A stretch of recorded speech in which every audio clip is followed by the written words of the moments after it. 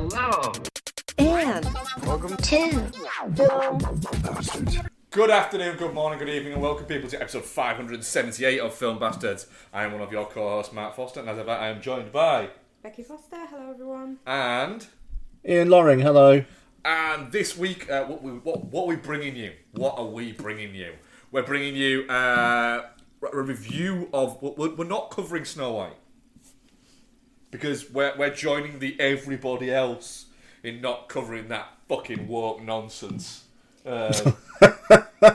Fucking woke piece of shit. Fucking Snow, not that white. Am I right?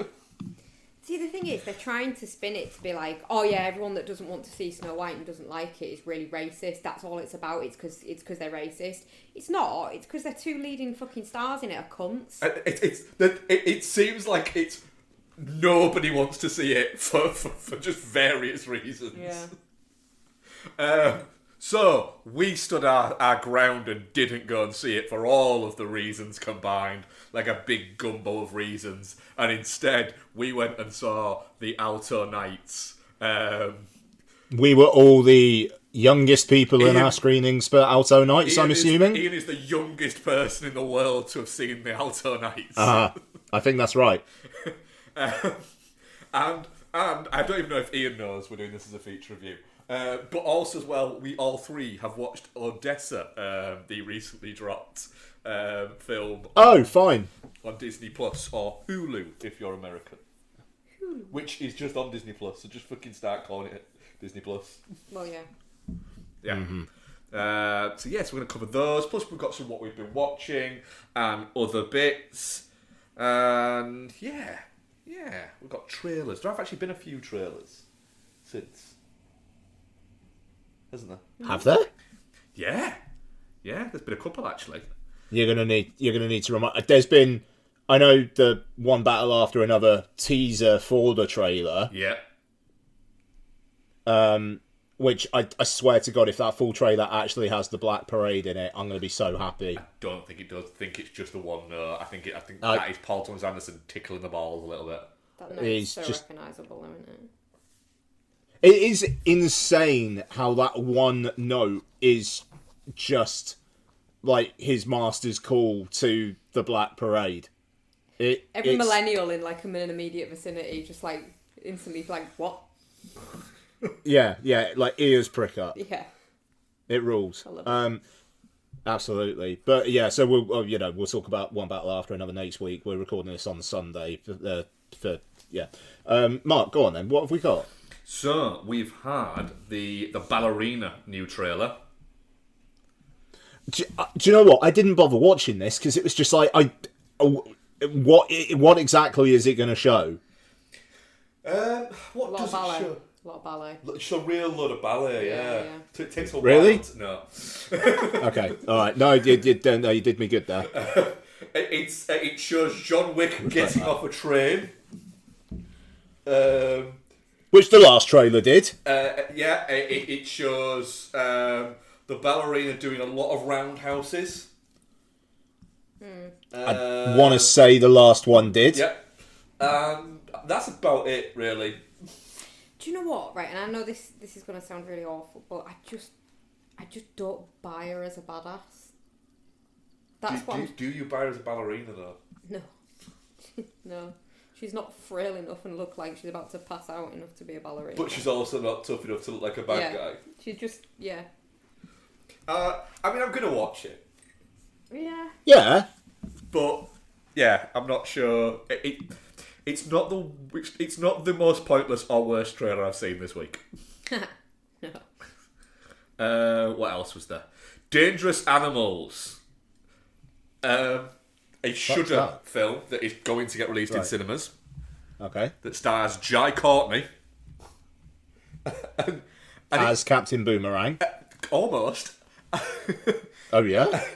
So, it seems like, from the trailer, what he does is he kidnaps young women, gets them on his boat, and then drives out into shark-infested waters and basically, like, tortures them and feeds them to sharks while dancing around in his underwear and a fur coat. That sounds pretty good. I spent this entire trailer thinking, I know that's not Seth Rogen, but why does it look like Seth Rogen? Because it looks sort of like Sam Worthington and Seth Rogen ran really fast into each other, like stations from Bogus Journey. But I feel like if you're Jai Courtney, you don't want to be getting compared to Seth Rogen. I feel like Jai Courtney is just having a great time at the moment. Fair. This looks fun. I think it looks like a real good time. It's got sharks in it. It's got Jai Courtneying around. No, it just looks real meh to me. Well, fuck you. I'll watch it with you. No, you can have your fucking boring looking fucking Rosario. Is it called Rosario? I don't think that looks very good. You either. know, No. fucking hell. Becky bringing misery to fucking horror now, is she? No. I'll watch Rosario, but I'm just... The genre's got lazy again. Goes through cycles, doesn't it? But it's just got fucking lazy again. Together, Looks quite creepy. Alison Brie and Dave Franco are both possessed in what looks like the house from Malignant. Yeah, I didn't see the trailer, but I know what this film is about, which is why I didn't see the trailer. I think I'm just going to have to just watch that film and just hold my nose. A little bit, yeah. Is it like a body horror-y kind of vibe? Because that's what it looks like. Oh, yeah. Well, I'm definitely on board. Yeah. It's a really creepy trailer. It's a really creepy trailer. That shot of them with their eyes, where their eyelashes are reaching towards each other, is magnificent. Yeah. No, it's not magnificent. We saw a Working Man trailer, didn't we? Oh, yeah, we did, yeah. That was good. Yeah. Becky watched the amateur trailer, didn't you? At the exact moment that we spoke about last week, Ian, saying that Rami Malek struggles to be a human, Bex turned round to me and just sort of said, bear in mind, you weren't on the podcast for that bit last week, turned around to me and said, why does he struggle so much to be a normal human? The thing is, the actual premise of this sounds quite interesting, but I won't watch it because I fucking hate Rami Malek, and I cannot stomach watching him because he there's some uncanny valley shit, like he looks almost human, and I don't like it. He makes me really uncomfortable. Add in the fact that Bohemian Rhapsody, and it just I can't support anything he's in. Yeah, I mean, I'm looking forward.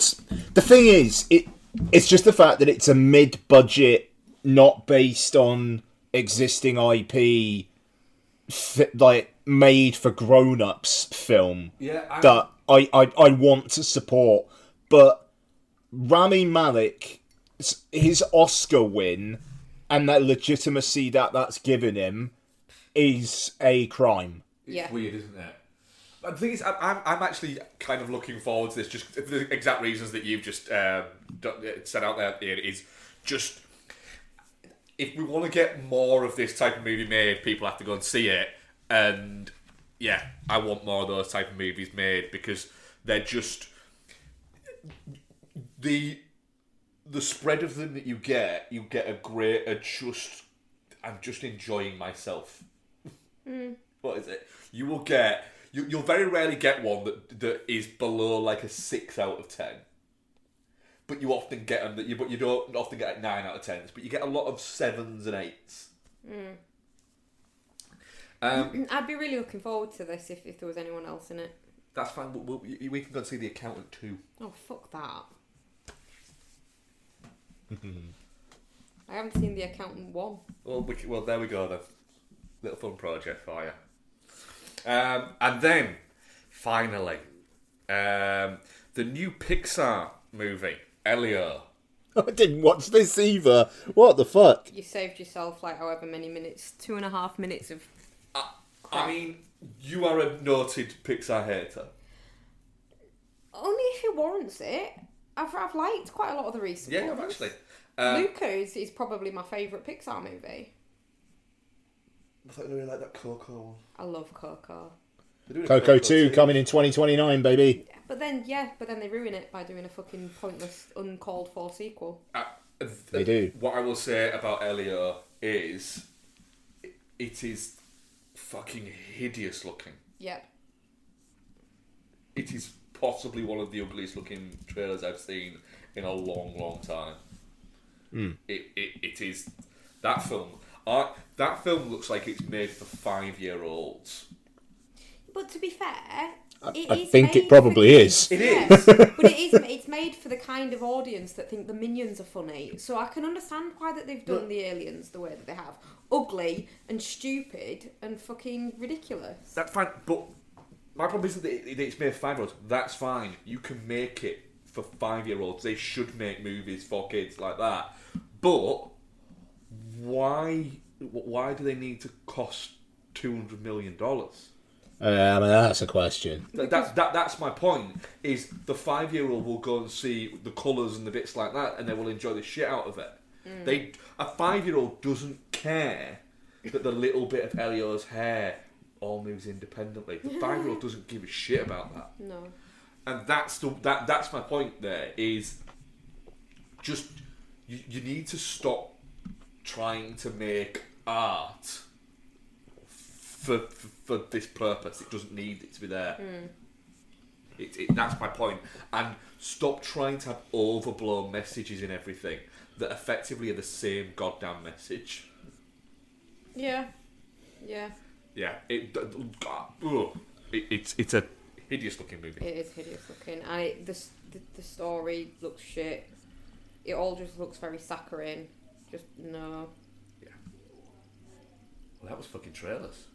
Do we have any more? No, everybody? No? No. No. Right. Let's fucking go. What else have we got? What have we got? Right, fuck it. We're gonna do a movie. We're gonna do an actual movie. I'm gonna get the IMDb up because these are always fucking great. We had some good ones recently. Quick question before we get started on movies. Go on. Ian, Yo. why does Guillermo del Toro keep trying to kill my baby and then fix it? Hang on, are you playing Death Stranding? Yeah, I've just started it. Fucking hell. How far... I've just chucked my mum in an incinerator. Yeah. My baby's To stop her from fixed. exploding. You are? To stop her from exploding. Yeah, to stop her from exploding and having a void event or whatever the fuck they're called. I don't know what the fuck's going on. I seem to have the hots for my sister. I've seen Norman Reedus' butt way too many times. I came down and watched about quarter of an hour I didn't touch the controller at all. of you playing it. And all I saw was you go, a phone over, and then you shook a baby for a little bit, and then the rest of it was cutscenes. Yeah, why can you shake the baby? Like, what's that about? Just to calm it down. I'm just shaking it, calm it down. That's some real bad parenting advice going on with Death Stranding. Well done, Kojima. It's a movie where occasionally you walk and take a shower, currently. I mean, I thought there was too many fucking cutscenes in RoboCop. Yeah. I mean, don't get me wrong. With computer games, I am always here for the story, so it doesn't bother me. But yeah, if you were actually like wanting to sit down and like have a good gaming session, fuck me, you'd be bored. You'd have given up on it way before now. Mate, yeah. I would have.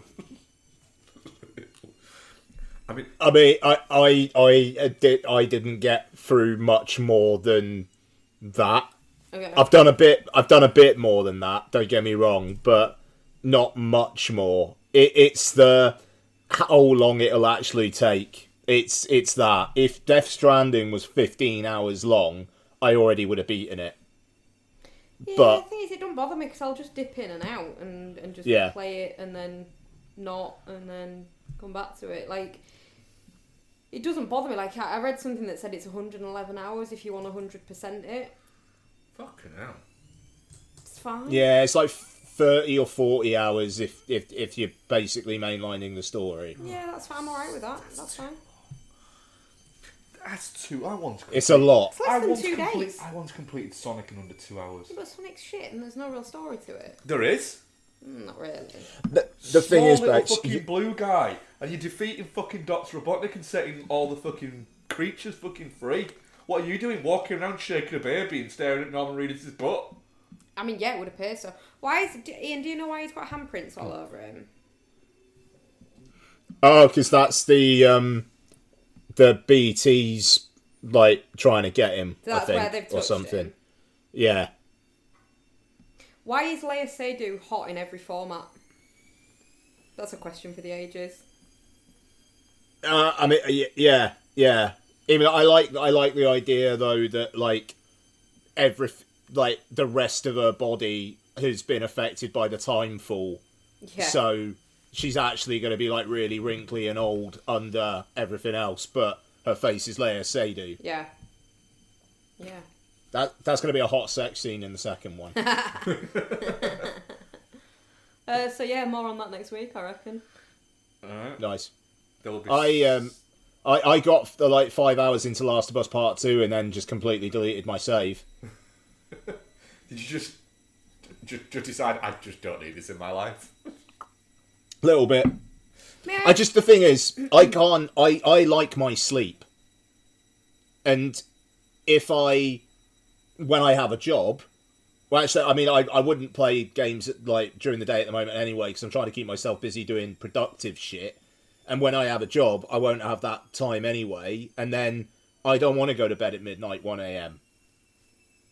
That's the thing, Bex. You're okay with that. That's where I think you are able to do it because I'm okay to sacrifice sleep. Yeah, I'm a night owl.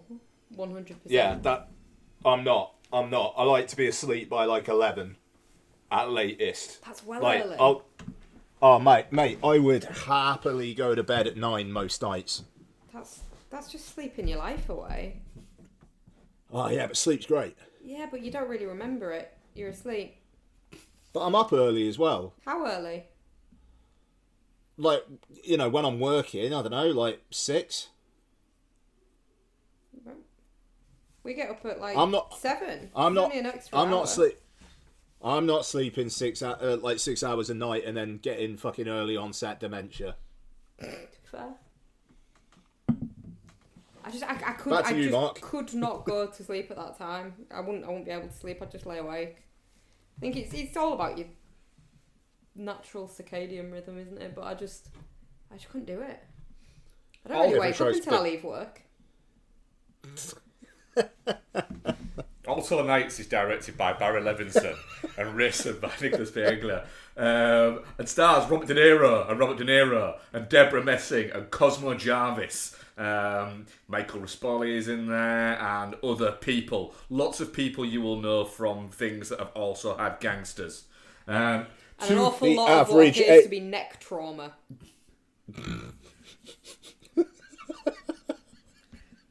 No one's neck is normal in this movie. No one's. Do you want to read that? No, you read it. No, you read it. No, I thought, ooh, the host of the show isn't happy. 2 of New York City's most notorious organised crime bosses vie for control of the city streets. One's best friends, petty jealousies and a series of betrayals set them on a deadly collision course. Happy, you little fuck. It's not that easy, is it? It's alright if someone's not fucking jiggling it around. Yeah. I mean, that's almost what it's about, isn't it? Ian, the Alto Nights. What do you reckon? Why the fuck does this exist?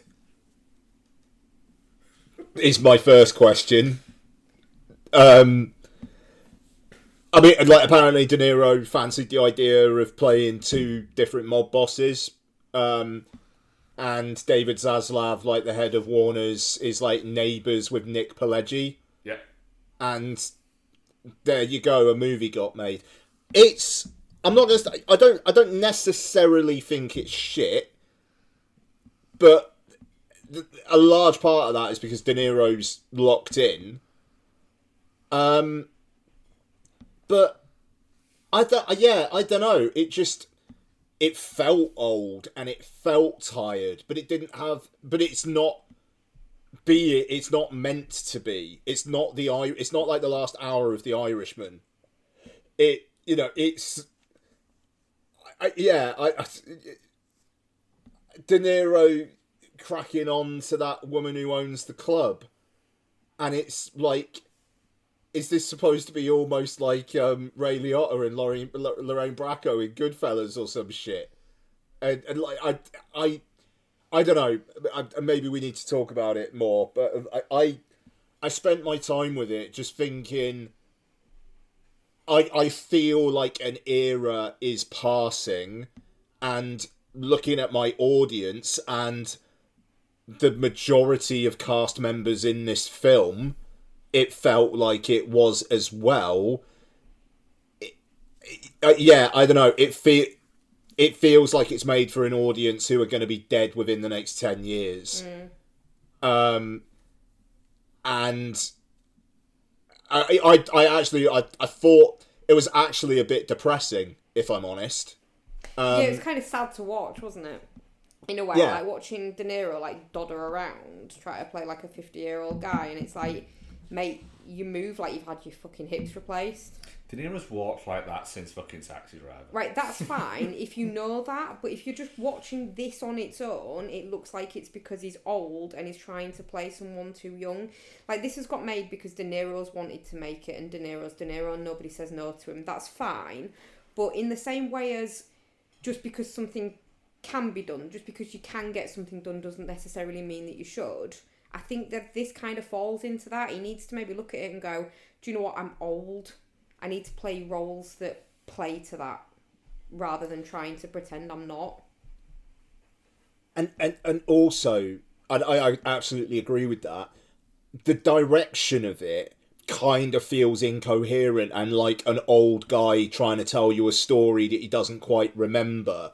And like the direction has bits of that where it's De Niro telling the story, but in kind of like multiple different times as well. Like you got the bit where he's narrating it while he's like got the slide projector, and then sometimes he's narrating it and it's kind of like he's older and he's outside. Yeah. And it's just this what's fucking going on, and it's really low energy. And the climax, the whole this is the thing that undid the American mafia. What? They just got a load of mob bosses together, like at a party, and then they all ran away from the police, even though they weren't necessarily doing anything bad there. I did really enjoy that what? bit, though, about the ridiculousness of that, and I think it's an intentional choice to make them look like fat, old, ridiculous dinosaurs. Like, it's obviously a choice that's been made, and it's something this simple that's taken them out. But, I mean, it hasn't been that simple, because he's been making fucking telephone calls all the way through his journey, going, oh my God, have you seen this? What's happening? Oh my God, have you seen what's happening near the Canadian border? Oh my God, oh my God, oh my God. And he's been orchestrating that, and so it's not something that's just happened, but it's like, I did enjoy that section of it. I actually also really, really enjoyed the bits where De Niro's playing the old Frank, where he's narrating, like, when he's talking through the story, and he's older, because it doesn't feel ridiculous. He's not wearing stupid prosthetics to make him look younger. It doesn't feel hamstrung by that. Like the Joe Pesci part where he's Vito, around his lips with the whatever it is that he's got on his face, I'm assuming like the prosthetics, it looks ridiculous. The makeup around his mouth in that character. Yeah. It's really distracting. And it not so much with the Frank role, because it's just like the nose, isn't it? So it's not affecting any of his mobility of his moving parts, like his eyes or his mouth or whatever. But it still is a bit distracting. But then as the older Frank, it doesn't seem like he's even got the nose on. So it's like, oh, okay. Yeah. So did he just get like plastic surgery at some point before he got old? It's a bit daft, really. I think if they'd just had him as playing the older character, telling the story and given that more screen time, and then had two younger guys playing them younger, and do what people used to do with movies and just cast younger people that look vaguely like the older people. Like, when did that stop being a thing that we could do? Yeah. That was about 20 odd years ago. And it doesn't make sense, yeah. I do think it'd be better to do it like that. 100%, and it would be a better film. But the story's quite interesting. You know, it's a bit ploddy at points, and it starts really, really weakly. Yeah. But it ends really strong for me. The first third, it's almost like split into like 3 parts, and the first third is just, it's a lot of just De Niro as Frank just telling you all these things that have happened to lead you up to this point. Which I know I've talked a lot and I will shut up, but the problem with that for me, I almost felt like this would have been better as a fucking mini-series or something where you actually spend time with the younger guys before the one runs off to Italy. Yeah. To understand, like, to see them be friends. Because you're told that they're friends and you get photos and stuff and De Niro narrating it, but then they're never friendly to each other on screen. Yeah, there's nothing of that. You could have made a really good you could have made an interesting mini-series and gone, right, here's a 4-part mini-series. Here's them growing up. Here is them as young mobsters up to the point where he goes to Italy. Here is them when he comes back. And then here is the fallout of it all. And there you go. But basically, you've just got Once Upon a Time in America. Yeah, that's it. I was going to say that if you tried to make a movie that actually shows everything, you've got a movie of that kind of length. But just moving on to that element of it, because I absolutely agree with both of what you're both saying. I think that of the three of us, I think this is more usually the stuff that I eat up with a big fucking fat spoon. I find it really fucking strange that out of the three of us, I think I probably like this most. Yeah. And I don't really like mob movies. But I was a little bit like watching it going, genuinely, for the first third of it, I was outright bored. And a little bit genuinely was struggling to stay awake a little bit. Oh gosh. Because I was just that bored. And then it did pick up, but like you said, Ian, I think you summed it up perfectly when you said that it's like a director is struggling to remember the story he's trying to tell you. And it does. That is a perfect summarisation of it. It is so. I think it's because he's so caught up in loose-handed. Oh, look at me! I'm so clever. They're both being played by the No, I don't. I genuinely don't think it's that. Do you know what I actually 100% think it is? Barry Levinson has made some good movies over the years. He hasn't, I would say, made a what could be considered good/great movie for getting on for 30 years. Totally fair. And you know, Barry Levinson has made some good movies. You know, Good Morning Vietnam, Rain Man, Bugsy, Toys are great movies. I'm not sure he's ever made an absolute knock it out of the park banger. But I think he's a very competent, steady pair of hands. But he is also a very competent, steady pair of hands that he's 82 years old, and the last movie he made was the Bill Murray movie Rock the Casbah, nearly 10 years ago. And then he did The Humbling before that. The last, I would say, I watched recently Bandits that he made, and that was bad. You know, the last, genuinely, I think you could go back to the last kind of like really good movie he made was Wag the Dog in 1997. So I don't think he's got that there, and he does seem like they've made this movie, and you know. As a writer, Pelagier is he wrote this years ago, but it seems like Levinson's not bothered to do any research into it post, like taking it over, which is the difference between I think what you get when you get younger filmmakers, that they will research the ever-living fuck out of things. Yeah. You know, Oliver Stone, who I know is mildly problematic at the moment, and I think he likes it that way. But his thing that he said before, the reason why he isn't as good a filmmaker as he used to be, is because he said, literally, I would spend 2 years researching something, 6 months writing it, 6 months making it. Yeah. So it would be a 3-year process. He said, but for me, the most important bit would be the 2 years researching it. He said, and I don't have the energy to dedicate all of that. He said, and I'm not on as much cocaine as I was then.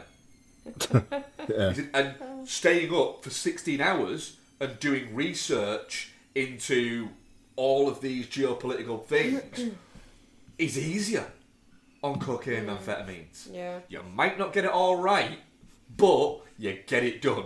And he was quite honest in that. I don't think at 82 years old, Barry Levinson is sat there with a big ball of powder going, right, let's fucking do some research at the mob.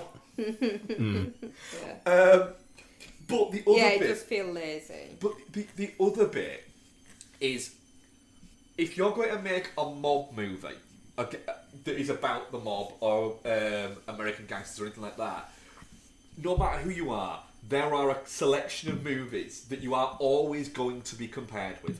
And they are the first 2 Godfather movies, Goodfellas, and I think you can also probably throw Once Upon a Time in America into there, and over the years Casino has gathered. Well, especially when a lot it's of traction. this type of like life-spanning story, Yeah. you're definitely going to get compared to Once Upon a Time. And then if you fucking throw De Niro in there, well, hell, he's in all of those movies but one. So you've also got that thrown into it as well. And then your other performances, Cosmo Jarvis' neck appears to be delivering more of a performance than the rest of him. He's It looks like he's human swallowed neck. something that he can't get down to his stomach. Yeah. Is he the younger one who shoots De Niro? Yeah. Yeah. Yeah, that neck was fucking weird. Yeah. Like a boulder. It looks like he swallowed a boulder that he can't get down. He looks like they've zipped him up and all of his body fat has gone to his neck. There's a film where like a dead body looks really like awkward and I can't think of it. It might be like The Frighteners or something like that. But it's definitely a weird performance. Weirdly, And De Niro has no neck. Weirdly, from what Ian was saying about what's his name living next door to Zaslav. Yeah. Deborah Messing lives next door to De Niro. Oh really? Yeah. There you go. I didn't think she was bad in it. She was so bad. She was channeling very much like an I Love Lucy kind of vibe. It was, you know, the gif of the woman turning around, staring and looking frightened at the camera, looking out spooked at the camera that is there. She constantly looked like that. I actually thought the best performance in this was the guy that got killed in the barber shop. Oh, He was the one that Michael felt- Rispoli, yeah. He was the one that felt more like a well-rounded human. I mean, he's been great in pretty much everything he's been in for the past fucking 30 years. But yeah, it's, you've said it there, Ian. It's not shit, but it's also not good. Yeah. And I just it feels like you could have made a better movie than this if you'd knocked it down to a younger cast, focused more on the rise, and then had the fall be the third act, and you had a younger director that could have added a little bit more verve into it. Because if you're not doing the Goodfellas / Donnie Brasco kind of examination of, do you know what, it's pretty shit what they being these guys. It's not all fucking parties and sunshine. It's a grind. If you're not doing that, if you're doing it's sharp suits and rolls of money, then you've got to make it seem a little bit less ploddy. Oh god, yeah, it feels like the stakes are really low. I have never seen a gangster movie where you have one man sat down watching so much TV. Yeah. Seeming like everything that's happening. And I get it that the idea is that he's in control of everything. That whenever, like Jeremy is saying, what's, did you know about this? And he's like, yeah, it's all right. It is actually all right, and he already knows about it. But the problem there is, if all your off-screen bits are all of the interesting stuff is happening off-screen, what you get is a guy sat in a chair watching TV, just going, yeah. And then they have a meeting in the fucking Waldorf. And I'm watching it going, and this is the problem. You've got this meeting in the Waldorf, which is in the trailer, where there's both of them sat there having just like a real tepid argument. Is this like the dangerous roads we've always walked down dangerous roads argument? Yeah. And the problem there is that should be like the big fucking scene, right? It's not got the fun of The Irishman where they're fucking dipping fucking bread into red wine, which is just random. But you kind of going, well, at least do you know what? I could watch these two just fucking chat. You watching it going, so they're just drinking water, like they're not ordering food or anything. If I walked into a fucking hotel bar and just sat there and drank water, you'd get kicked out. But again, but you shouldn't be thinking that. But again, it comes down to the casting. If they had someone else good playing the veto role, and you finally get this sit down where they're facing each other and having a conversation, that would be quite tense and good and interesting. But it's not for either the viewer, because it's distracting because they're the same fucking person, or for the actor, because who's he fucking playing to? Well, that's it. You've got the bounce off bit. There's no tension because he's not... No. He's playing to somebody who else has been sat there saying the lines back to him. As a place marker, yeah. So it's just... It was a stupid decision and it hasn't paid off. Yeah, the thing is, it never works apart from in the Jean-Claude Van Damme film Double Impact. It never works having an actor playing two roles. You're not building Parent Trap, thank you. You're not building tension in a fucking Van Damme movie, are you? Oh, you haven't seen Double Impact. A lot of tension. A lot of tension. So much tension. You're a strange boy. Yeah, you could fucking paint it red and write tension sheet on it. That's how much fucking tension there is in it. Yeah? Yeah. Wow. I'd buy that. Yeah, of course you would. That's a real There's niche. like one person listening that got around joke. It's a real niche.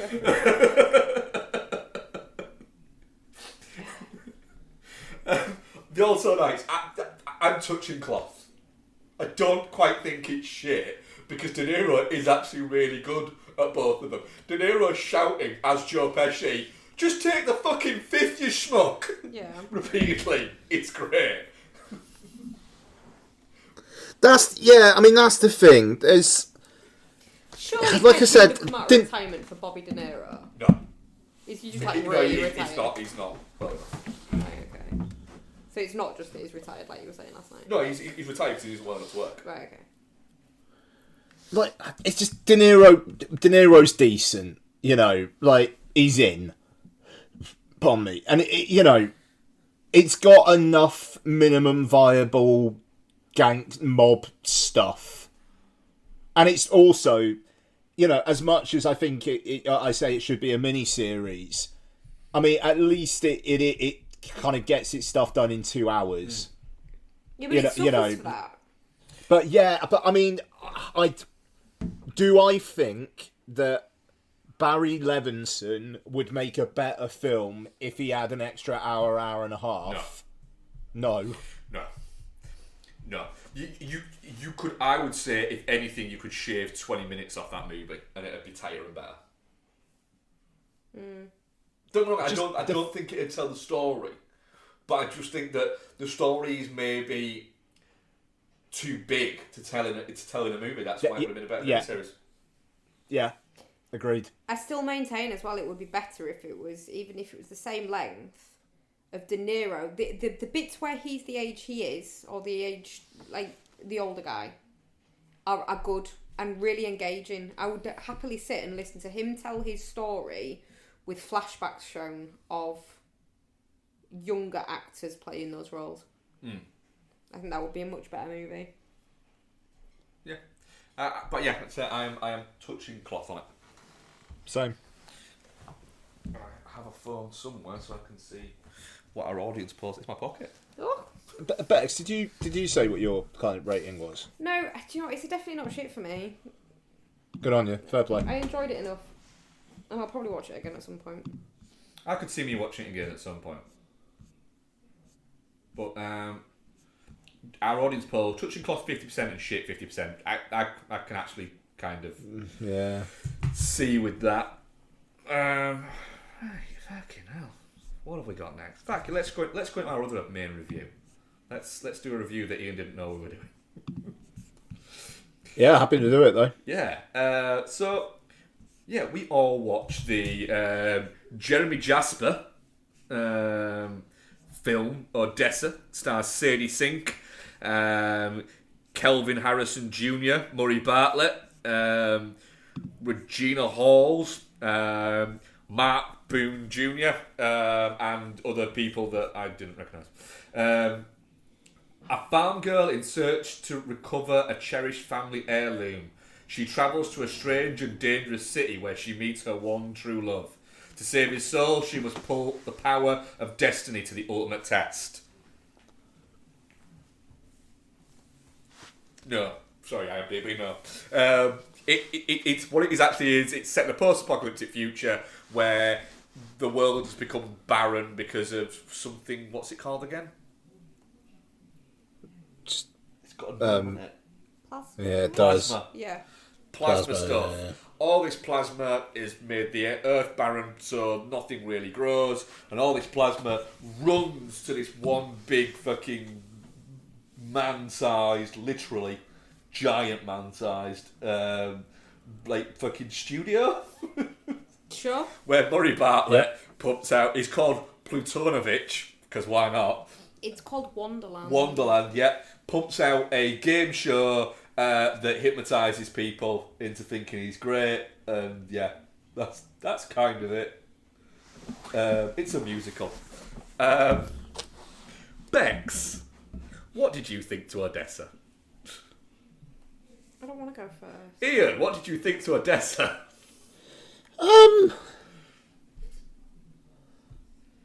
I'm glad it exists, I suppose. You know, I think it's interesting that this got greenlit and got made. It seems to forget what it's supposed to be about for about an hour. Like the setup of she's got to go on this kind of this quest, and it was foretold that her music would unite the people. And then there's about 45 minutes where it's just like, actually, she's really into Kelvin Harrison Jr. Yeah. I will say as well, when she set fire to her family home, I laughed out loud. Just in that escalated quickly way. It's like, why are you doing that? Yep. You might want to come home. No. And So I think that was. I think she went. I can't be asked. Take mum downstairs and bury. That seems like a lot of effort. yeah. Fuck it. I mean, yeah, like I certainly didn't think it was great at all by any means. But yeah, I think I'm glad it exists. But at the same time, it really, I barely got the sense that like people were rallying around like the ending. So all spoilers all the time. The ending where she basically sacrifices herself, and then suddenly people are kind of following her teachings, and it kind of, or like following her what? Like Yeah, what? exactly. She Yeah. did a song. Yeah. It's fucking stupid. She's supposed to unite the people with her music. She plays a song, fuck all happens, and then she explodes the plasma. So she doesn't unite anybody with a song. She blows up some fucking stuff. Do you know what as well? She's basically a terrorist. Do you know what as well? But that made me think about it. That we'll get more into it. But that little all spoilers all the time. That little montage scene of her busking when it gets to the end of it and she basically goes to fucking Yuri and goes, "That was a hell of a day." I was like, that was one day. It made me think a little bit of Observe and Report.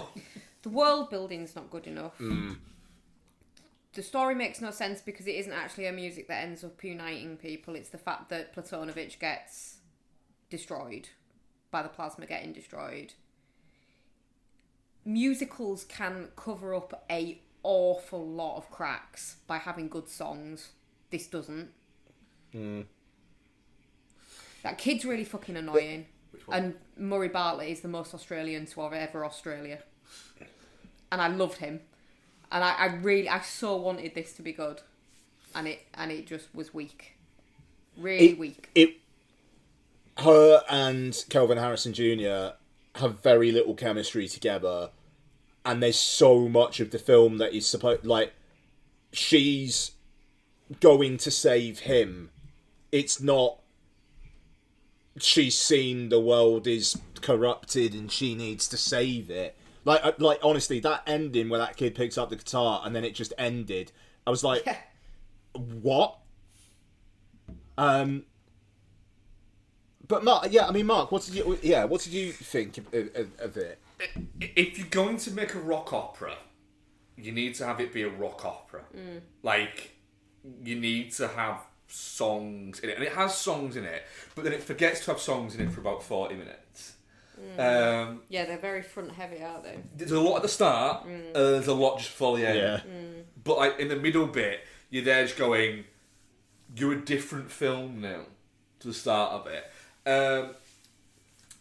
It's mildly hamstrung by the fact that it's trying to be a like almost like a neon. It's not quite trying to be steampunk, but it's trying to be like neon punk. It's trying to have that. And if you're going to do that, that's fine, but then you can't go, but we're going to try and make every song a little bit of a country song because that's cool at the moment. And it's like, yeah, that doesn't fit the vibe for everything else that's going on here. There is very little world building. The world building is really weak. So dark. Oh yeah, visually. Visually, yeah. It's like Weedy Yang was like, should we put another light up? No. Kind of think we should. Fire the lighting guy. It's like, you can't fire every lighting guy.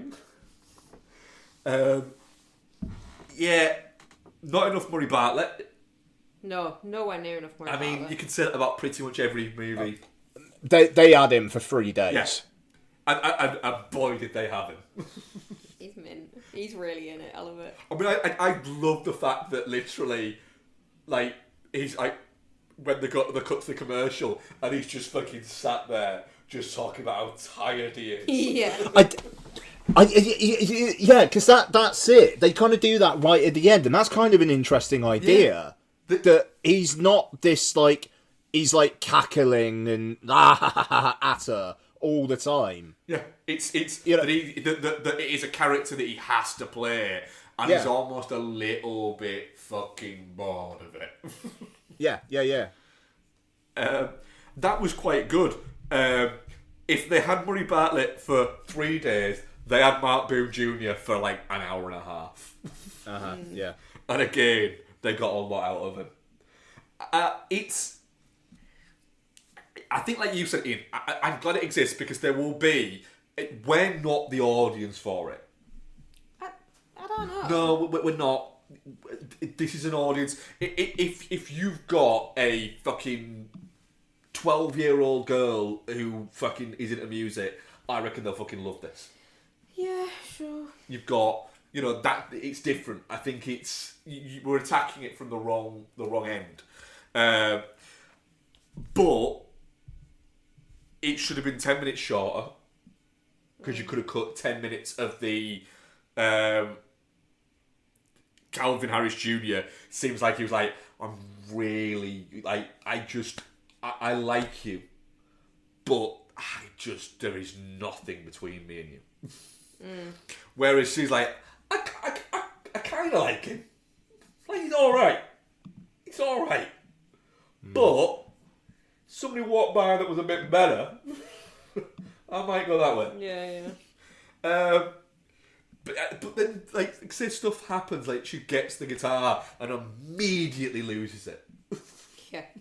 And then gets it back, and then immediately just throws it into a fucking fire. Yeah.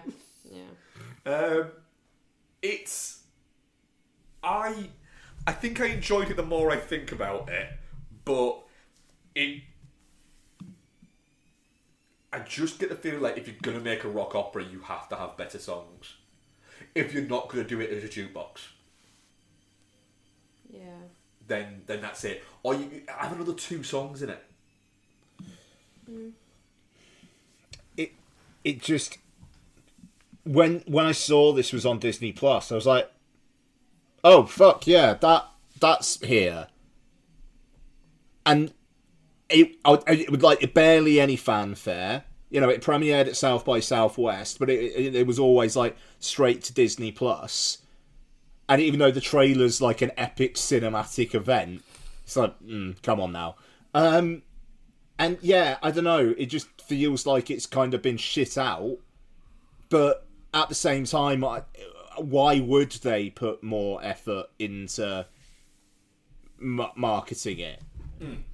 I get the feeling like that if this had have been better, like a little bit better, then they would have gone, do you know what? Fuck it, we'll release this.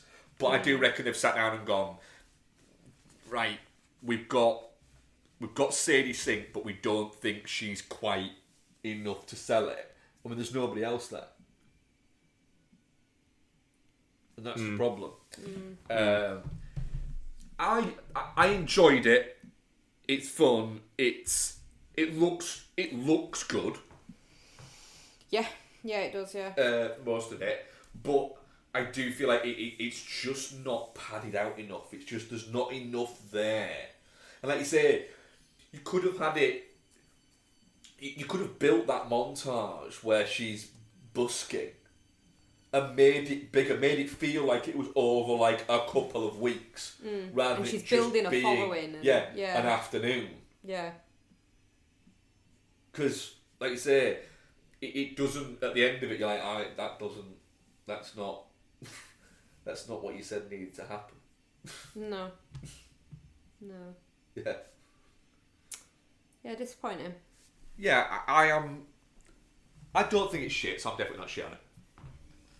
Yeah, I'm definitely not shit on it. It's the production value alone, I think, is interesting. I think it's like Ian says, it's good that it exists.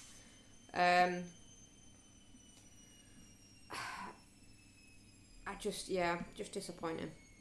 Could have been better. Should have been better. Yeah.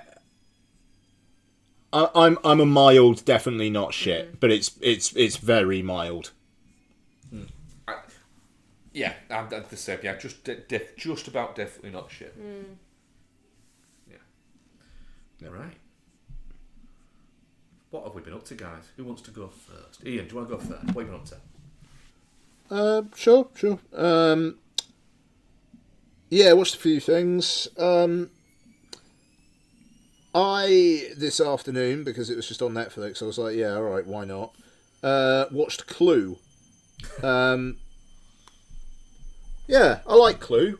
But basically, it's, movie based on a board game, but it from the 80s, which is kind of wild. Yep. Good cast. Tim Curry, absolute MVP as the butler, running around all over the place. A very horny film.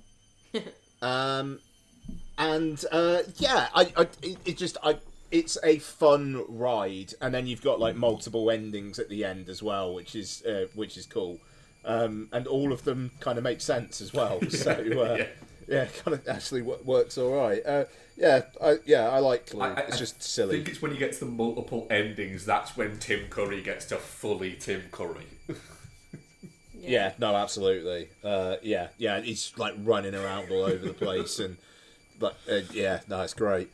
I mean, we talked about Odessa actually, didn't we? So, I also, I'm pretty sure for the first time, even though I didn't think going in, I watched 48 Hours, and then I watched another 48 hours. I watched these. I mean, I watched these a lot in the 80s, and the late 80s and the early 90s, and then I watched them about sort of 10, maybe even 12, 15 years ago, when I did a full-on White Walter Hill retrospective, and yeah, they have aged horribly in their in the scripting. Yeah. 48 hours in particular, for me, it's actually kind of hard work at times, how dated it is. And, I'm not saying this from like a fucking woke mind virus point of view kind of thing. It's like I've got I like old Bond movies, though, I can see the I mean, You Only Live Twice is like really, really, really fucking problematic. But anyway, 48 hours. Nick Nolte is constantly, he uses the N word and talks about watermelons and stuff like quite a lot. But you've got Eddie Murphy talking about how he needs to get some trim, and how he basically just like talks to a woman for like 20 seconds. It's like, let's go to our hotel across the street, blah blah blah. And it's like he's got this whole plot arc about just like needing to get laid. And it just, his interactions with women in this pretty dodgy as well. But and in saying all that though, this was Eddie Murphy's like first movie role, I want to say, or at least lead role, and first film. Yeah, there you go, and like the energy is undeniable. Him being partnered with Nick Nolte, who just sounds like he's gargling cigarettes the entire time, is wonderful. But that plays into the character, and it's funny because in another 48 hours, he's gone sober, and like he is playing it like he's cleaned up, and I swear it's like he's actually more like understandable in the second one, and I feel like that's a purposeful choice. And I mean, the scene in the bar where Eddie Murphy basically just has like 100 people under his spell, and you believe it, is incredible. And James Remar's actually and him and Sonny Landham are actually two really, really good bad guys in 48 hours as well. James Remar's got some great psychopath energy. And yeah, so it's really, I mean, some of it's actually like pretty reprehensible in the dialogue now.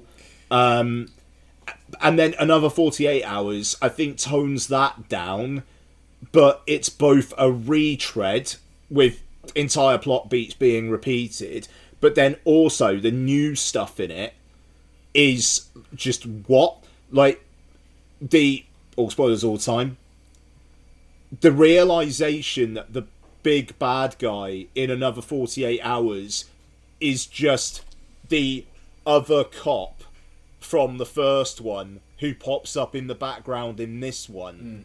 Brian James. Yeah, from Blade Runner. Like, what? Really? We're doing that?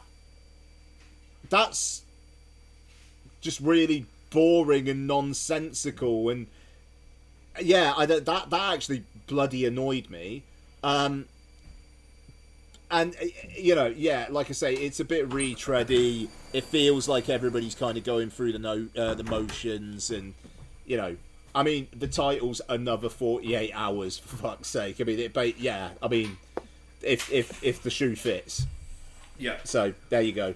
And then I'll just mention quickly, we have been watching Severance, which finished season 2 this week. And broadly, Severance, I'll just say for anybody watching it, I thought the season started strong. I thought there were a couple of episodes where I actually thought the show was going to go completely up its own arse, and then I think it pulled it back in the end, where they made the smart choice of let's make this as if it could be the last episode.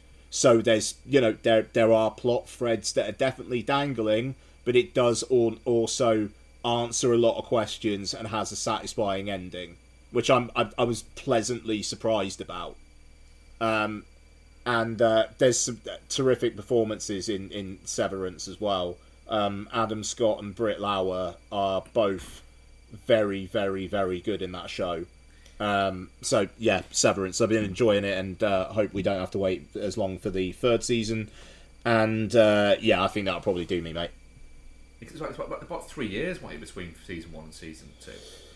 Yeah, I mean the actors' strike kind of fucked things up. I think they filmed like most of it, and then the strike happened. Yeah. So that yeah. No, it's very good though. Ben Stiller directs a lot of it as well. He's a good director, is Ben Stiller. Yeah, I mean he's got. There's one episode where it was like, let's just get to the fucking monkey now, which was directed by him, but he also directed the last one. Also, what's the guy's name? And I don't recognise him. He plays this character, Mr. Milchek, in it. Tramel Tillman. Oh, yeah, no, the name rings a bell. Where do I know him from? Yeah, I mean, he's really not been in a lot. But he is in the new Mission Impossible, so that'll be good to see him. He is sensational in this show. And yeah, it's great because he's basically been a bit of a jobber for the last decade. And now he's just got this role and he's kind of like taking it with both hands. Yeah, very good. There you go, Severance. And then next week on Apple TV, we got The Studio starting, which is the Seth Rogen, Evan Goldberg one about Seth Rogen playing a studio head. Which got really good reviews, hasn't it? Yeah, I'm really looking forward to that. I'm actually looking forward to giving that one a go. Yeah. Yeah, there we go. That's me. Bex, what have you been up to? Do you want me to do mine first? Yours is mine. Right, I haven't watched anything on my own. Do mine first. Played a little bit of the RoboCop game to get the gaming Rogue City out of the way. It's good. There's more puzzle solving than I thought there might be. Yeah. Less shooty, more puzzle. Too many cutscenes. Oh my god, seriously? Too many fucking cutscenes. Have you been that off? What? No, I you know what I did? Went and started working in a laundrette instead, didn't I? Yeah. But so, you can't play 2 games simultaneously. Watch me play the 3. Have you given up on Stranded Deep because you're scared of the crabs? Yes, I have. Nice. But I also played a game called Arcade Paradise, where at the moment I'm just running a laundrette. But you know what? I've got a dream about opening an arcade. So currently, you are picking up trash, filling the washing machines and the tumble dryers, and then unblocking the toilet. I'm not gonna lie, you also got confused opening your own safe the other day. Got well confused opening my own safe. Had to get you a date. Yeah. Which is ironic because at work I'm the only person that can actually seemingly open the safe. Fair. Actually, once as well, regarding safes, one of my ex-employers had to call me to get me to come in because there was like a trick to the safe that accidentally untricked it, and nobody in the company knew how to actually open the safe. For clarity, this was an ex-employer at the time, not just now. You'd already left, hadn't you? When they I'd called already you? left, yeah. Yeah. So I had to go back about 6 months later to open the safe for them. The trick was you kicked it, right? No, the trick was that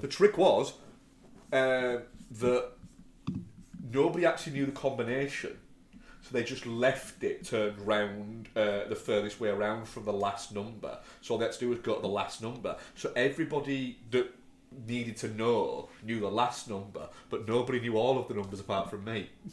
Oh, okay. Yeah. Seems like you probably should have told someone before you left, right? I just never thought, to be honest. No. You just sat there waiting, weren't you? Sat at home waiting and giggling. A little bit. Right, what have I watched? And then we'll get to what we watched. Okay. Yeah. Yeah.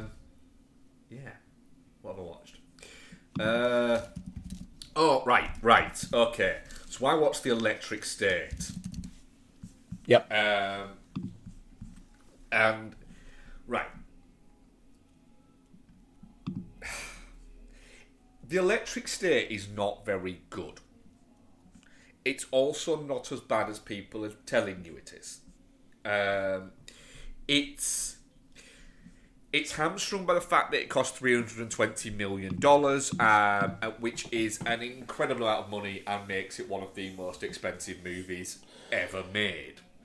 Which, for a film that is never going to touch a cinema, makes zero sense. Indeed. However, because of the way that the streaming services work, and actually also as well sometimes non-streaming studios, they've hidden an awful lot of future production costs into this movie so that they can almost write it off as a bad egg. Or a good egg, because I think they thought that they would get like 7 billion minutes of it watched in the first like 3 weeks. Whereas just like it's already out of Netflix's top 10. And there's probably 3 fucking random Adam Sandler movies sat in Netflix's top 10 right now.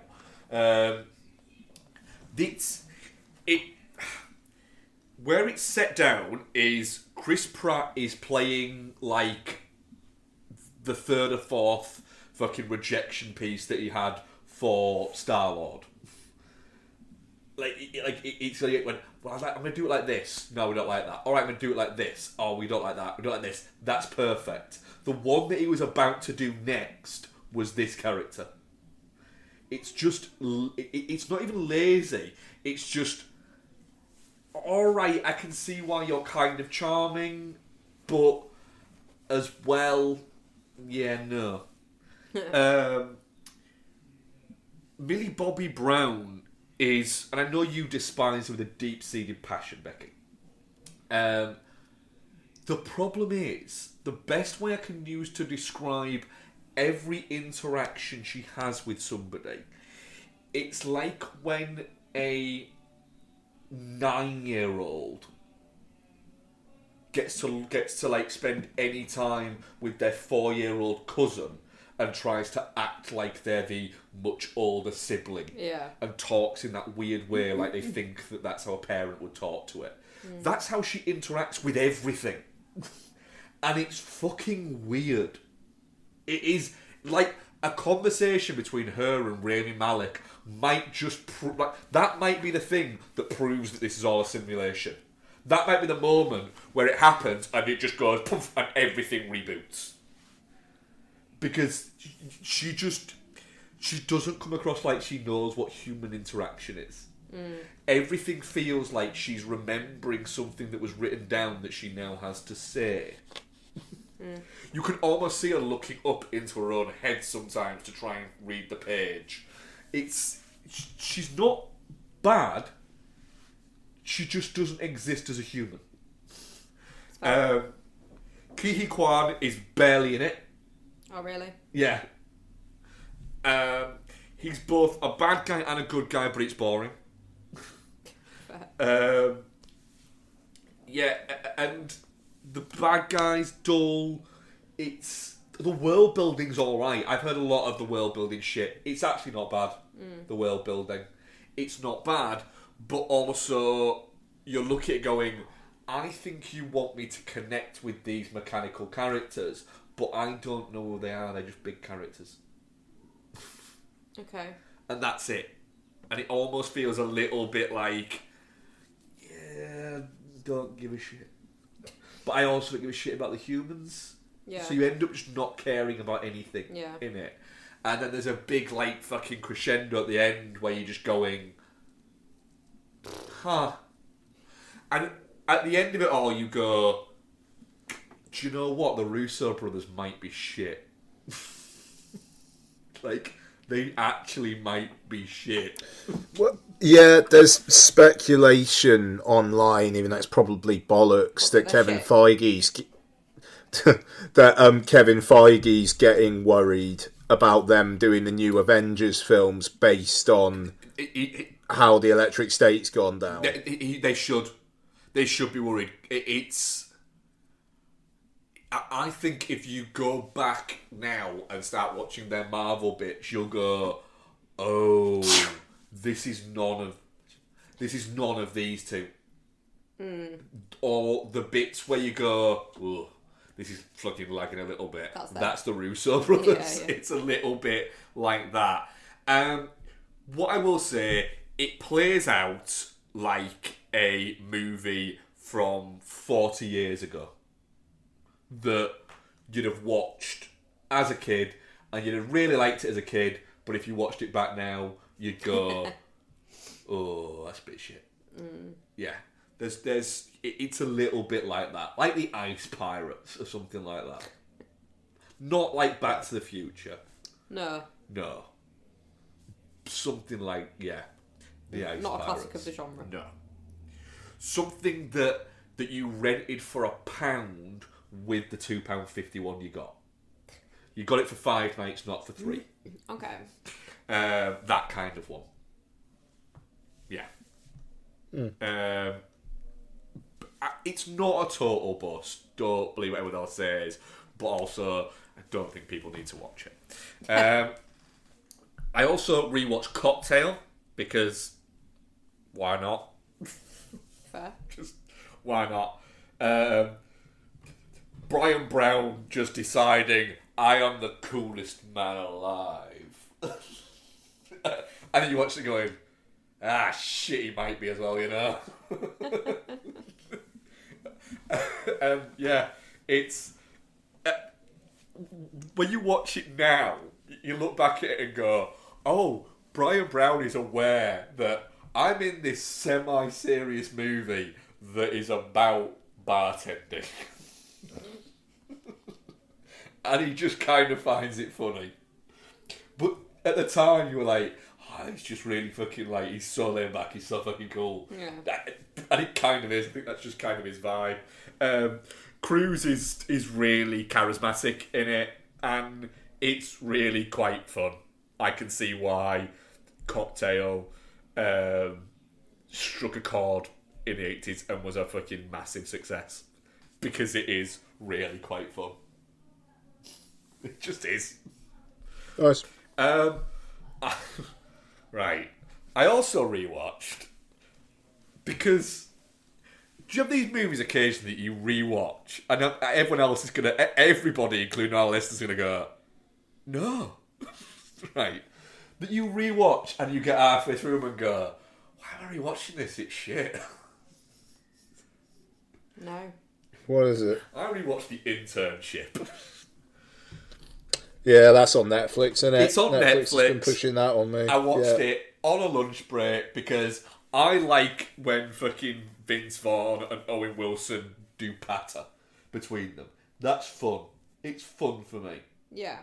It washes over me. I can find it entertaining, and I don't get to the point when I'm watching it on lunch where I go, fucking shit, I wish my lunch hour was another hour and a half long. I'm like, yeah, I'll pick that up tomorrow. Yeah. And that's where it goes. But it does have a genuinely... I mean, this movie is only... this movie is 12 years old now. But it has a Max Minghella character. So basically, for anybody who doesn't fucking know, basically you've got Vince Vaughn and Owen Wilson play 2 friends who are salesmen who get laid off because people don't need salesmen because everything's online now. And so they end up going into a Google internship. This movie is incredibly paid for by Google. It is like that. And then you have the shitheel character, which is magnificently played by Max Minghella, who just plays a dick and plays it so well. There's a bit, you know the big guy from Companion? The big Latino guy. Yeah.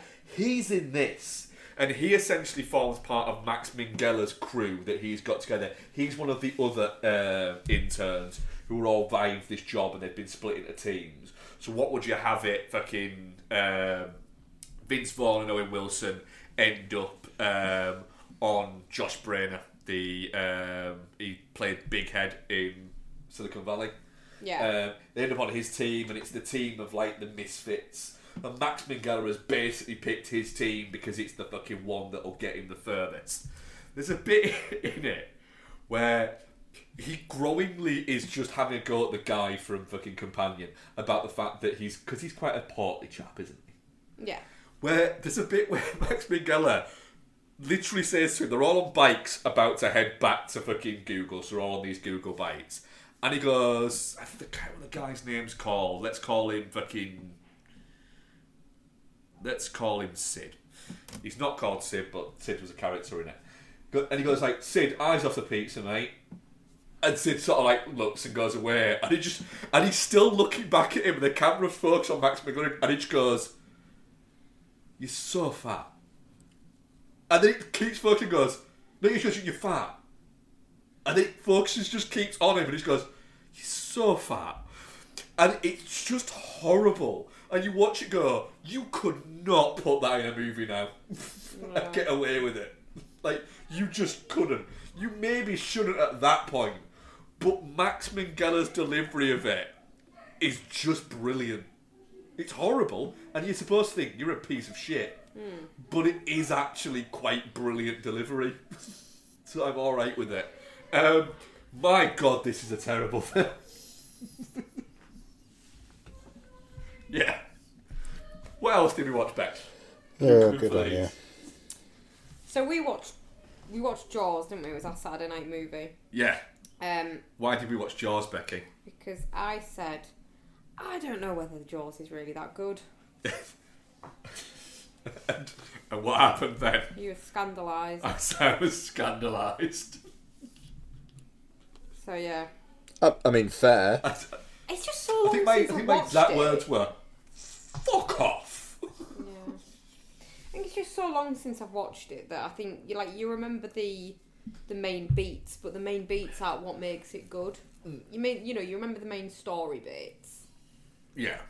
But it's the little subtler bits, character bits that make it actually the great that it is. And they're easy to forget when you've not watched it in ages. That fucking shark is a cunt as well. That shark is such a prick.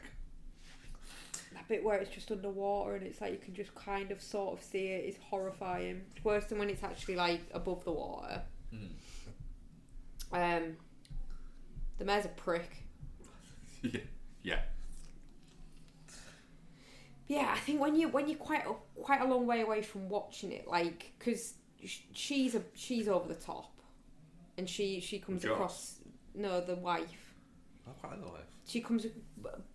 She has certain elements of like a hysterical nature to her, and then I think the further you are away from watching it, those get amplified, and she comes a little bit Helen Lovejoy. Yeah.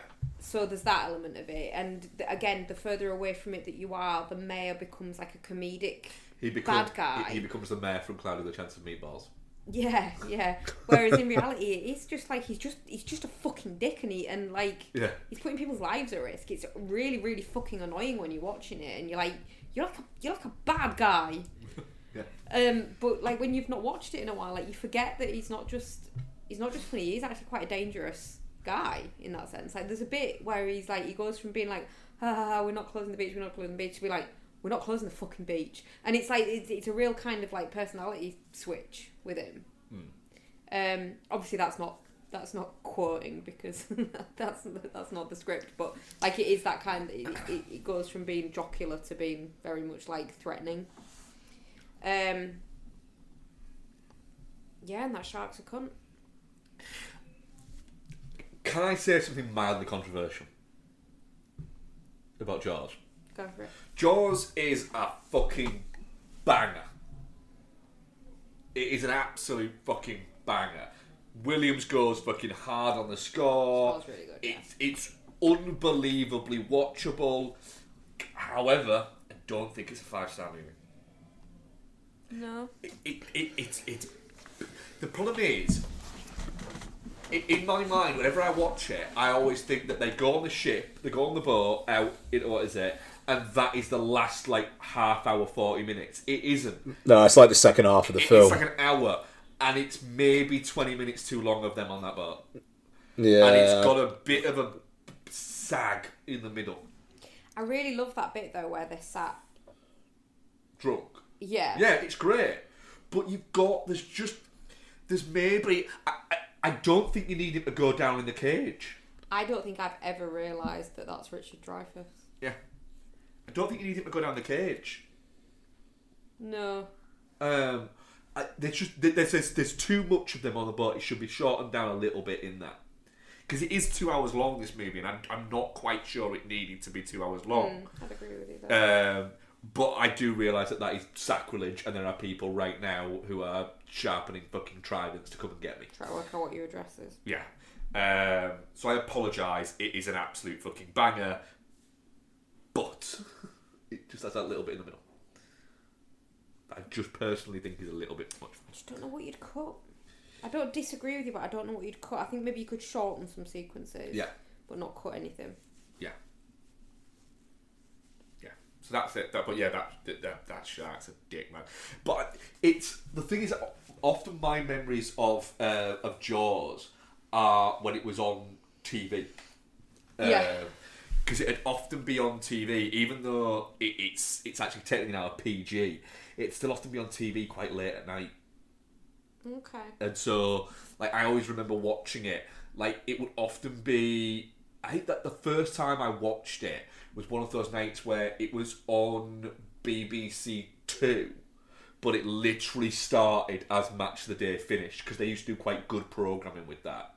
So it was like, Match of the Day finish, and then you'd have, like, a film at start on BBC Two at the same time as that. So that's where I think I watched it the first fucking time, was there.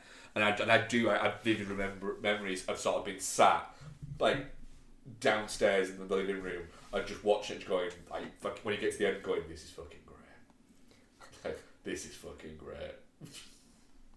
I do think as well, because like the shark is a animatronic, isn't it? Yeah. That would be CG or whatever today. And it would be an effect, and it'd look shit. Yeah. And like yes, it doesn't look necessarily all the time like a real shark. You can pull it apart if you want to, but it looks a damn sight better than it would look if you were making it now. I mean, Deep Blue Sea, I disagree with you, but...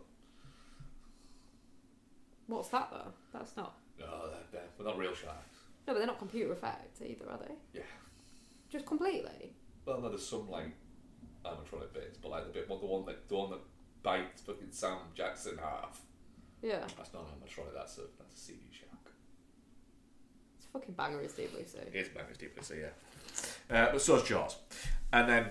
Yeah, that's still not now. How old is Deep Blue Sea, Mark? I'm talking now. 20 years. Yeah. Talking now. Effects are worse now than they were 20 years ago. Oh, yeah, they are, yeah. I'm not talking about this. You can start with this one. Why? Because it's your genre. So we rewatched, because you wanted to rewatch it, Yeah. and it was St. Paddy's Day. We rewatched... Right, let's just clarify. I wanted to rewatch The Irishman, and you went, should we watch The Departed? I'd really like to rewatch The Irishman, though. Yeah, let's watch The Departed. You also said The Departed as well, though. That wasn't just me who decided that. And it's because we started watching it at like fucking 10:30 at night, and The Irishman's 4 hours long. So we watched The Departed, didn't we? We did. Yeah. Departed. I fucking love The Departed. Yeah, I somehow always forget how it plays out. Yeah, all spoilers all the time, but yeah, you do. And literally, like the fact that when fucking DiCaprio got shot, you went and grabbed me. It's like, I'm sure you've seen this like 3 times.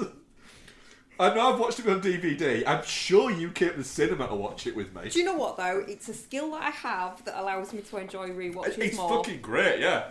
Yeah, it was a proper on it when he got shot. Yeah. It's the thing is, Hurt my throat doing that. The Departed for me is a fucking 5-star banger. And I always find it weird when people go, oh, you know, it's the one he won the Oscar for, but you know, it's not as good as like Raging Bull or Taxi Driver. It's like, what? It's not as good as what 2 of possibly like the greatest movies ever made. or Goodfellas. Yeah, it's probably not quite as good as those. Better than the shit most other people are going to make, though. Yeah. It's fucking great. Nicholson is just chewing everything up. He is, yeah. Like, absolutely fucking every fucking thing. It's... I know, I'm fairly certain he made films after this, but it does seem a little bit like this was fucking Jack Nicholson's swan song, was The Departed. And it just kind of feels right that this is like... Because what did he make? 2 movies, The Bucket List and How Do You Know? That were the 2 movies. I'm fairly certain that they were made before The Departed and released afterwards. Just back to what we were talking about earlier, though. Like, De Niro seems to be struggling to find his place in the cinematic world as he gets older. This is the kind of shit that the Jack Nicholson role in this is the kind of stuff he should have leaned into at that kind of age if he wasn't taking himself so fucking seriously, or just going completely in the opposite direction and making Rocky and Bullwinkle and Meet the Fuckers. Rocky and Bullwinkle was a god. Great. Was 25 years ago as well, and I love it. But like, he's either made crap comedy or taken himself way too seriously. This is an in between. De Niro couldn't do that.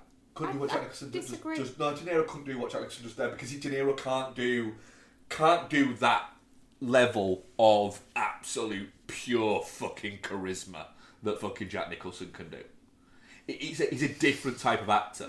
I just think there's It could have been the Michael Sheen, the Martin Sheen character. Could have done that. Could have done the fucking Alec Baldwin character in it. Yeah. I just think like he's trying to do the kind of roles he would have done when he was younger, and you can't. He's not developed in that way, or filmmakers aren't able to see him any other way. Yeah, there's that. But if we're going back to like what's it now? But if he's very much pushed to play those 2 roles in Alto Nights, that's kind of on him. Anyway, sorry, Departed. Yeah, it's great. I do enjoy the fact that I always forget the ending, and then like DiCaprio dies, and then I still don't remember the ending, and then I'm really happy when Matt Damon gets killed. Yeah. Because like, fuck that guy, what a dick. And Matt Wahlberg is very good in this as well. Yeah, he's little booties. No, he's great. Yeah. The fucking the great line of who are you? I'm the guy who does his job. You must be the other guy. It's just there to be a prick. I kind of think that Wahlberg's good at that. Yeah. But yeah, it's everybody's in really good fucking form. Baldwin's in good form. Just doing Baldwin things. Yeah. No, it's just a really solid. Just a really fucking solid meal, this movie, innit? Yeah. And that's everything I've watched. 2006. Yeah. Wow. Nearly 20 years old. Yeah. Wild, isn't it? Yeah. And what I really like the fact is at the moment, DiCaprio and Scorsese are going to start shooting a movie this year. They just can't decide which one it's gonna be. And do you know what? It's kind of like they've got funding from a studio who've gone, yeah, make this movie. They've gone, we're not going to make that one anymore. We're going to make a different one. Which, there's about 5 to pick from. I really hope it's that one we were discussing earlier. Oh, nobody might say. Yeah. We know it's not going to be the Sinatra biopic. Because Paul Schrader's at the same time has decided he wants to make a Sinatra biopic. Let him. I can't imagine anything more fucking boring. And so Scorsese and DiCaprio have kind of gone, do you know what? We can't be asked making one while Schrader's going to try and make one at the same time, and then it end up being that weirdness of having 2 end up getting released at the same time, especially when Schrader wants to cast Kevin Spacey as Sinatra. Really? I like Paul Schrader. Paul Schrader occasionally will do shit just to be a bit of a knobhead. So That yeah. just seems like box office Poison, yeah. Paul Schrader is the sort of person who kind of almost enjoys his movies not making money. Oh God, he made that awful Master Gardener thing, didn't he? I quite like Master Gardener. Master Gardener You was also alright. you really liked First what Reform. was it? First Reform. Yeah. Yeah. He's had a bit of a renaissance as Schrader, but it's like then what he seems to want to do is go, having a renaissance, I'm popular again, you know, in certain circumstances. How can I set fire to this? I know what I'll do. I want to make a Sinatra biopic, but you won't like who I want to cast. Oh God, who is it? It's Kevin Spacey, isn't it? It's Kevin Spacey. Yeah, we knew it was going to be Kevin Spacey. Right, questions. We have some. We definitely have some. Saw it earlier. That's not a question. That's a question. Dylan says, I'm recovering from nasal surgery. I hope your recovery is going very well, Dylan. And all I can smell in my nose right now is rotting death on levels last smelled in the metro in Paris. What is the worst smell you have encountered in the cinema? Shit. Oh man, yeah, you'll have some bad ones from working in an actual cinema area. Yep. Yeah, it's amazing how many people shit in public places. Like how much of people's work days revolve around occasionally around shit. Like people have shit in fitting rooms at Primark more times than I care to say. Someone wants to get shit on one of the aisles in Primark. That's revolting. Yep. Yep. I mean, honestly, probably like In a cinema. nacho cheese. Nacho cheese is a bad one. Yeah. Yeah, it's pungent. Yeah, it's just who as well. I will never understand the whole nachos at the cinema thing because they're a hand food that is both greasy and disgusting, and then what you've just got to sit Yeah. with your hands, just horrible. I know I'm a person who very much needs to wash their hands every half an hour. I think even I'd need to wash my hands after fucking nachos, and I'm not a fucking freak like you. But yeah, but there's just that. If I ever see somebody walking into the cinema with nachos, I instantly think, I fucking hate you. Bad weed. I do The still good maintain... weed.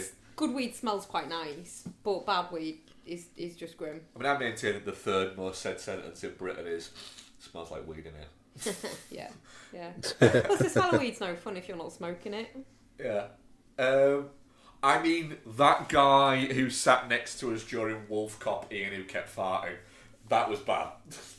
I'm glad I don't remember that.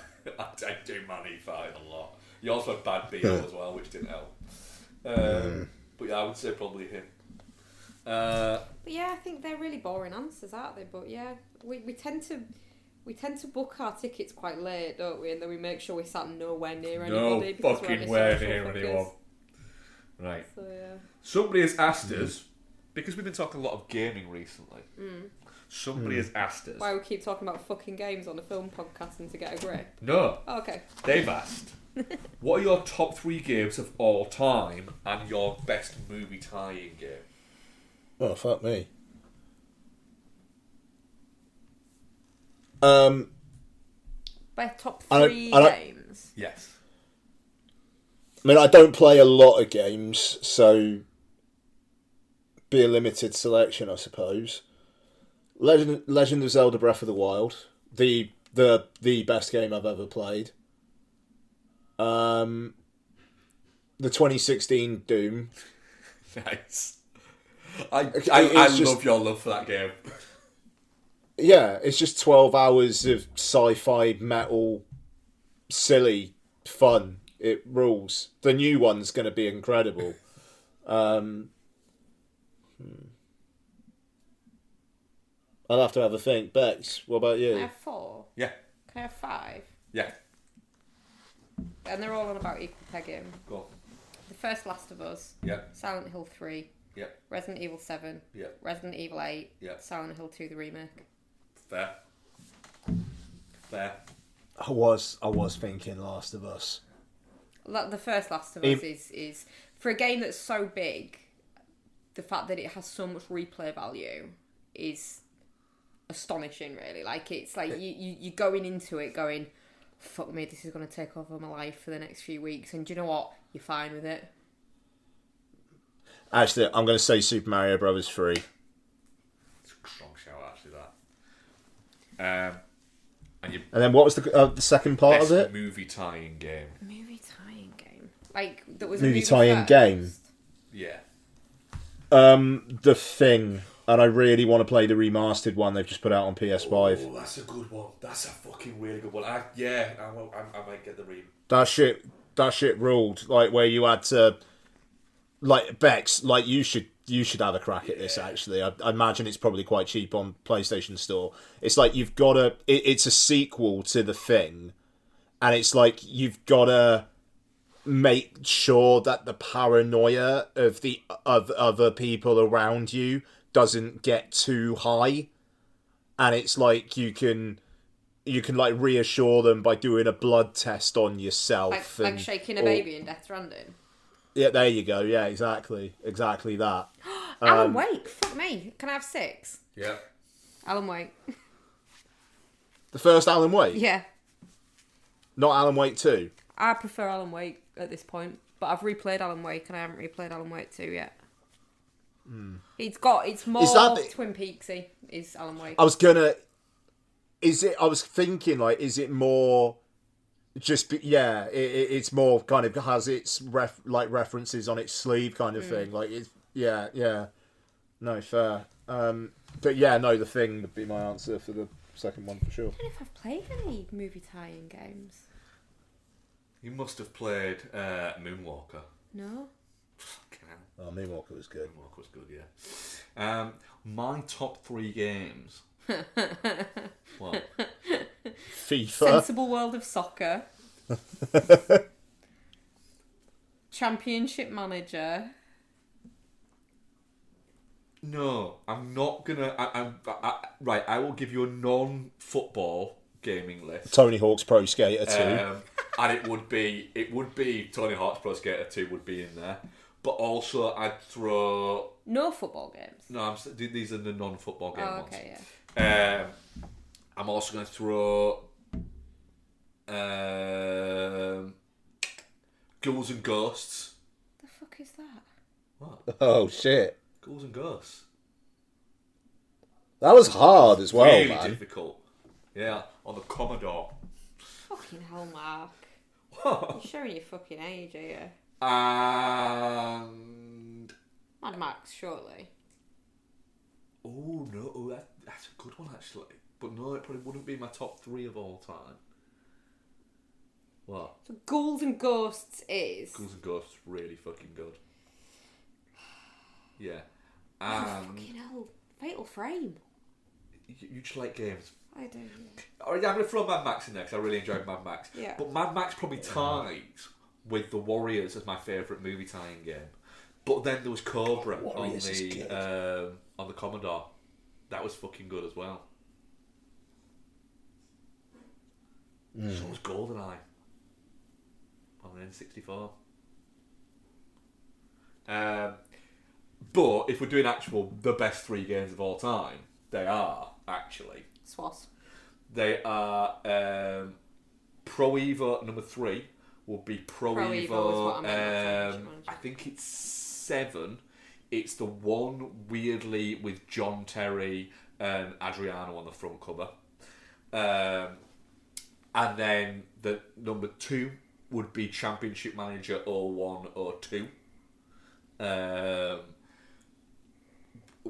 Partially because I once met Cheno Samba in a bar. Like you met a giraffe? And told him that he was fucking mint for me on Championship Manager.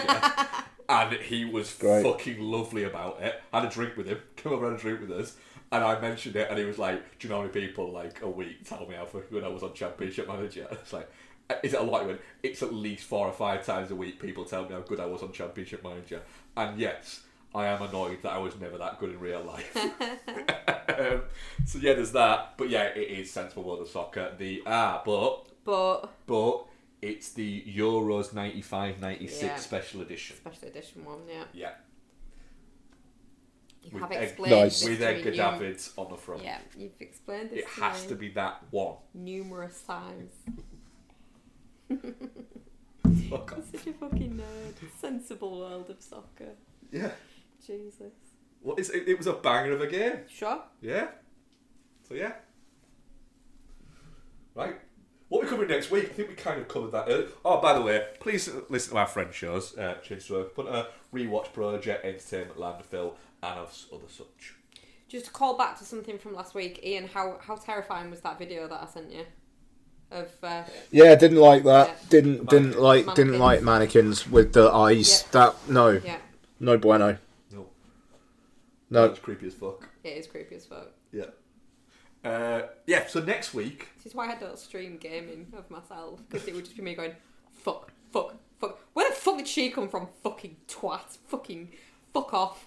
Get away. Fuck off. No. People would People watch would watch that. the shit out of that. You fucker. Yeah. People would watch the absolute shit out of that. Why do you have blades for hands? Fuck off. Yeah. There you go. Yeah. So what are we covering next week, guys? What are we I covering can't even remember now. We discussed it earlier. We're covering Working Man That's it. and maybe Novocaine. Yeah. Yeah. Yeah, we'll see how it goes. But you're definitely getting the new David Ayer, Jason Statham joint. Yep. Yep. Right. That was episode 578. Thank you very much, Rebecca. Thank you very much, Matt. Thank you very much, Ian. Thank you very much, Mark. And thank you very much, listeners. We shall speak to you next week. Bye. Bye.